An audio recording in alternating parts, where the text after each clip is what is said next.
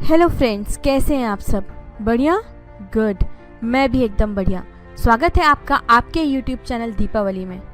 दोस्तों, किसी भी देश को चलाने के लिए उसके खुद के नियम और कायदे होते हैं जो देश के धर्म, विचारधारा, रहन सहन और जलवायु को देखकर बनाए जाते हैं, जिससे देश एक दिशा में प्रगति की तरफ अग्रसर होता है। दोस्तों, 26 जनवरी आ रही है और इसी दिन यानी 26 जनवरी 1950 को भारत का संविधान बनाया गया था। भारत का संविधान क्यों बना, कैसे बना, कब बना, इसे किसने बनाया और तो और 26 जनवरी को ही क्यों लागू किया गया, ऐसे सवालों के जवाब आपको मैं इस वीडियो में देने जा रही हूँ। अगर आप इन सवालों के जवाब पहले से ही जानते हैं तो कमेंट बॉक्स में ज़रूर लिखें और नहीं तो बने रहें हमारे साथ इस वीडियो में। लेकिन हम आगे बढ़ें इससे पहले अगर आप हमारे चैनल में पहली बार आए हैं तो जल्दी से इसे सब्सक्राइब करें और बना लें इसे अपना चैनल।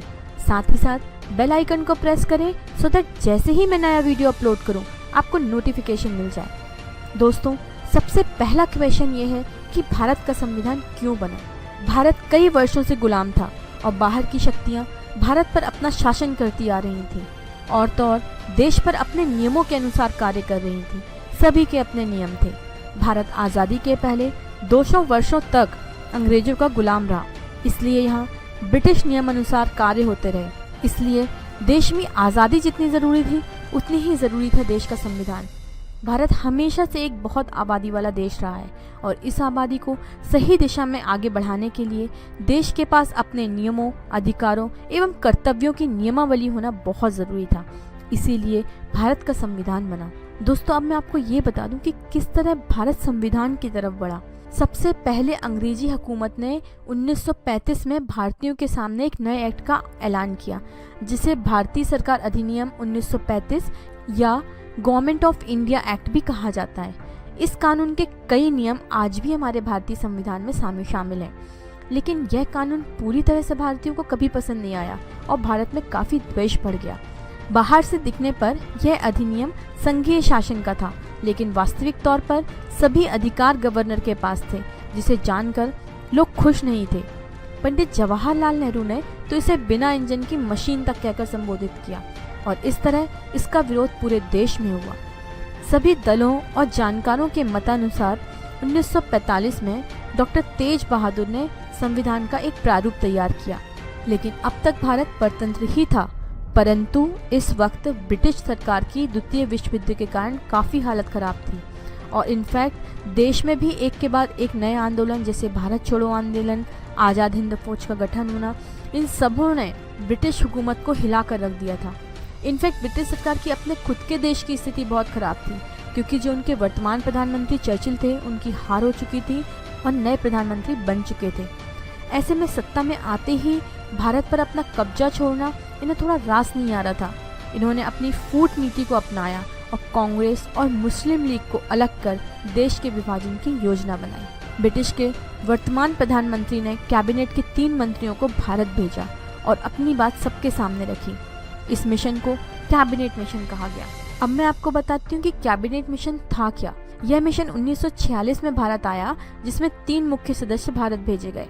इस मिशन का मुख्य उद्देश्य उन विकल्पों को तलाशना था जिसके जरिए भारत की सत्ता भारत के हाथों में सौंपी जा सके। उस समय कुछ ऐसी परिस्थिति उत्पन्न हुई कि कैबिनेट कमीशन की पहली बैठक पर कोई हल न निकल सका। इस बैठक में मौलाना आज़ाद, सरदार वल्लभ भाई पटेल, पंडित जवाहरलाल नेहरू, खान अब्दुल गफ्फार खां, लियाकत अली खां जिन्ना, नवाब इस्माइल खां और सरदार निश्तर तथा नवाब मोहम्मद हमीदुल्लाह हाजिर थे। यह बैठक शिमला में हुई थी। अंग्रेज़ों ने अपनी जिद नहीं छोड़ी और 16 जून 1946 को देश के विभाजन का फैसला ले लिया और इस फैसले के साथ यह भी तय हुआ कि देश को आज़ादी मिल जाएगी और यहाँ से शुरुआत हुई संविधान बनने की प्रणाली का। अब मैं आपको बताती हूँ कि संविधान लिखने की शुरुआत कैसे की गई। जैसे ही ये स्पष्ट हुआ कि अंग्रेज भारत की सत्ता देश को सौंप देंगे, वैसे ही चिंता सबसे ज़्यादा ये थी कि भारत में अब अपना संविधान होना बहुत ज़रूरी है। संविधान की पहली बैठक डॉक्टर सच्चिदानंद की अगुवाई में हुई, जो कि 9 दिसंबर 1946 को हुई। इस सभा का अध्यक्ष पूर्व राष्ट्रपति डॉक्टर राजेंद्र प्रसाद को चुना गया। इसके बाद 13 दिसंबर 1946 को संविधान की एक रफ रूपरेखा तैयार की गई, जिसे पंडित जवाहरलाल नेहरू ने सबके सामने पढ़ा।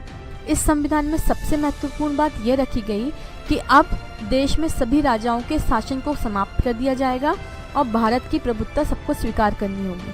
और 22 जनवरी 1947 को कई तरह के विरोध के बाद इस प्रस्ताव को पारित कर दिया गया।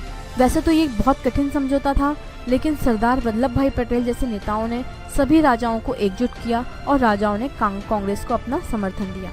14 जुलाई 1947 को नेहरू जी ने संविधान की बैठक में देश के चिन्ह तिरंगा ध्वज का ऐलान किया और जिसका सभी ने तहे दिल से समर्थन किया। इसके बाद अंग्रेजों के द्वारा हुई बातचीत के आधार पर भारत पाकिस्तान का विभाजन हो गया और इतने संघर्षों के बाद 15 अगस्त 1947 को देश आज़ाद हो गया। देश आज़ाद तो हो चुका था, लेकिन इसे एक दिशा में सुचारू रूप से गति देने के लिए भारत का संविधान अभी भी पूर्णतः नहीं बना था। पहले संविधान का ढांचा बनाया गया था, लेकिन बहुत सारे लोगों ने इसे स्वीकार नहीं किया गया था। इसलिए एक नई कमेटी का गठन किया गया। संविधान का निर्माण करने के लिए उसमें कुछ सदस्यों को जोड़ा गया, जिससे हर क्षेत्र को नेतृत्व की दृष्टि से प्रमुख लोगों को शामिल किया गया। संविधान को तैयार करने में 389 सदस्यों की भूमिका रही और इस समिति के सदस्य डॉक्टर भीमराव अंबेडकर को बनाया गया। संविधान की कमेटी में कौन कौन से सदस्य शामिल थे वो मैं आपको बता देती हूँ।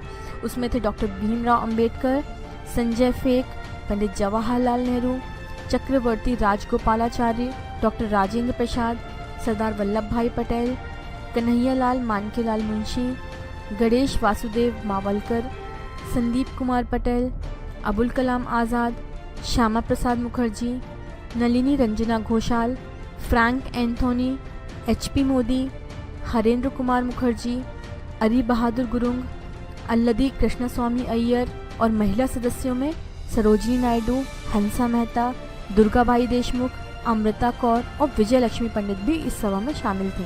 सभी के विचार विमर्श, लड़ाई झगड़ों के साथ संविधान का प्रारूप तैयार होना शुरू हो गया, जिसकी घोषणा 9 दिसंबर 1947 को की गई। सभी सदस्यों के साथ मिलकर संविधान तैयार हुआ, जिसमें कई निर्णय हुए, जैसे मातृभाषा, राष्ट्रीय गीत, राष्ट्रीय गान, अधिकार, कर्तव्य आदि आदि। अब मैं आपको बता दूं कि संविधान कब बनकर तैयार हुआ और उसमें कितना समय लगा। तो दोस्तों, इतनी जनसंख्या वाले देश का संविधान, जहां कई तरह के धर्म, जाति, प्रजाति के लोग पाए जाते हैं, लिखना इतना आसान नहीं था। इसे लिखने में 2 वर्ष 11 माह और 18 दिन लग गए, जिसमें 114 दिनों तक आपसी बहस हुई और 12 अधिवेशन भी पेश किए गए। 166 दिन तक मीटिंग की गई और कई बार जनता से सलाह मशवरा भी किया गया, जिसके लिए प्रेस का सहारा लिया गया। और इस तरह 284 सदस्यों के हस्ताक्षर के बाद हमारे देश का संविधान 24 जनवरी 1950 को तैयार हो गया और इसे 26 जनवरी 1950 को पूरे देश में लागू किया गया, जिसे हम गणतंत्र दिवस के रूप में प्रतिवर्ष मनाते हैं।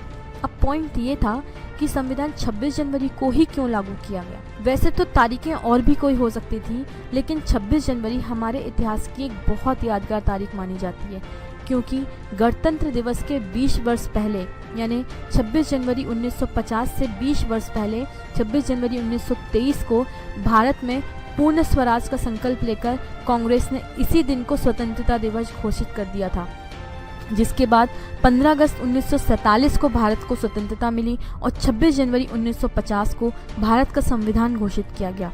इस तरह 26 जनवरी का महत्व हमारे इतिहास में बहुत ज़्यादा अधिक है। आपको मैं भारत के संविधान का बहुत छोटा सा एक ब्रीफ देती हूँ कि भारत का संविधान 2016 तक 101 बार संशोधित किया जा चुका है।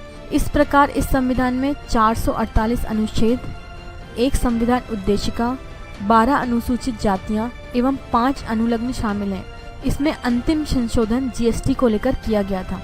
दोस्तों, भारत का संविधान सबसे बड़ा लोकतंत्र का संविधान है, जिसकी विश्व में अपनी एक पहचान है। वैसे तो संविधान ब्रिटिश संविधान से प्रभावित है, लेकिन समय समय पर भारतवासियों के अनुसार इसमें संशोधन किए जाते रहे हैं। सो दोस्तों, इस तरह उतार चढ़ाव के साथ भारत का संविधान बना। मुझे उम्मीद है मैं आपको इस बारे में सारी जानकारी देने में सफल रही हुई हूँ। अगर हाँ, तो इस वीडियो को प्लीज़ लाइक करें और ये एक बहुत इम्पॉर्टेंट वीडियो है, तो इसे ज़्यादा से ज़्यादा लोगों के साथ शेयर करें। जय हिंद, जय भारत।